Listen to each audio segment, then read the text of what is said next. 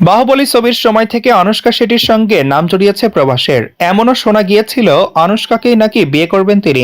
যদিও 10 বছর কেটে গেলেও বাস্তবে তেমন কিছুই হয়নি। তবে কেবল অনুষ্কা নন, আদি পুরুষ ছবির সময় অভিনেত্রী কৃতি সাননের সঙ্গে নাম জড়ায় প্রভাসের। কিন্তু বক্স অফিসে ছবির ব্যর্থতার সঙ্গে সেই গুঞ্জনও চাপা পড়ে যায়। অভিনেতা 40-এ পা দেওয়ার পর থেকেই ছেলের বিয়ে নিয়ে নাকি চিন্তিত তার মা। যদিও মনের মতো মেয়ে বলা ভালো, স্বপ্ন সুন্দরীকে খুঁজে পাননি তিনি।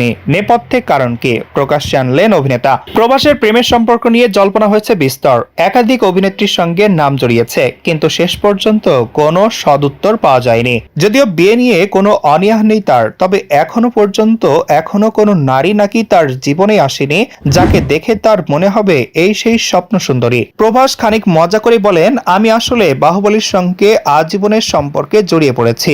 একই সঙ্গে প্রভাস এও জানান বিয়ে করার জন্য কেমন মানুষ চান নিজের জীবনে। আসলে সেই ধারণা স্পষ্ট নয় তার কাছে। তবে কি সালমান খানের জুতায় পা গলাবেন অভিনেতা, সেটা সময় বলবে।